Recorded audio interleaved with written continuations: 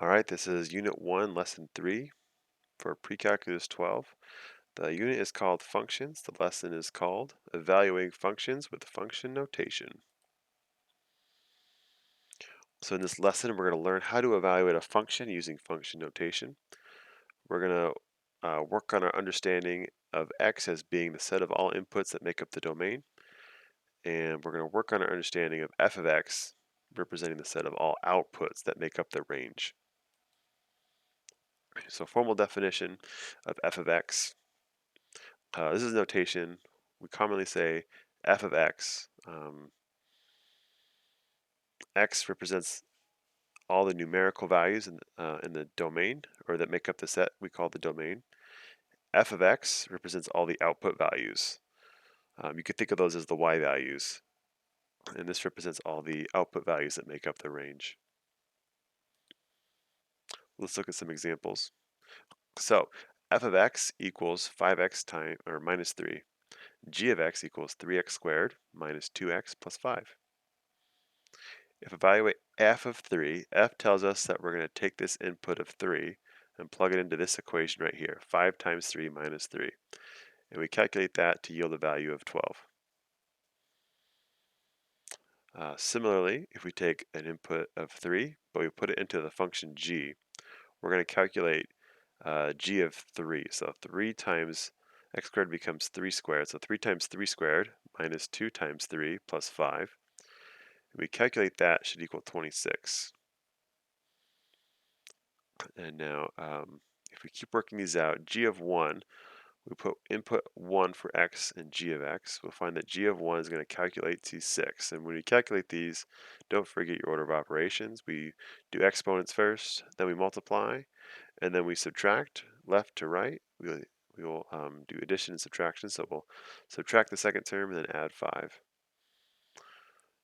Take a moment, make sure the rest of these answers make sense. G of 7 does equal 138, Ashton, so that should be at 138 right here. Take a quick moment, make sure these answers look good to you. Feel free to check them. And we're going to move on. So these are square or radical functions. So our input's going to be put into some kind of radical. And as we can see, the answers get a little more complicated than just a numerical answer. To be clear, these are all still numerical answers. They're just, you've got square roots and stuff. They look more complicated. Couple to point out, f of 3, if I put in an input of 3 into f, I'm going to get the answer, the square root of 3 plus 9. And because one of these numbers is a radical and the other number is not, they're not like terms, so I can't collect them. Root 3 plus 9 is just the answer. F of 5 is similar in that regard. G of 7 is similar. You can't simplify the square root. G of 3, if I plug in 3 as an input for G, I get 3 plus 45 as the radicand. So that'd be the square root of 48. The square root of 48 is something I can't simplify. I know 4 times 4 times 3 is 48, so 4 root 3 would be the simplified answer for G of 3. Another one to point out, f of negative 4. Now we know we can't put a negative sign in a radical. So if we do it anyways, what rebels we are. We recall that the square root of negative 1 we define as I. I is not a real number, it's an imaginary number. And the definition of I is that it's equal to the square root of negative 1. In other words, I times I equals negative 1. So if we get the square root of negative 4, think of it as the square root of negative 1 times the square root of 4. That's going to be 2i, and then plus 9. So 2i plus 9 is the answer for this one. Take a moment, check all these over. Feel free to work them out. Make sure they make sense to you. All right, now we're looking with functions that are absolute value functions. So these straight up and down lines are not ones.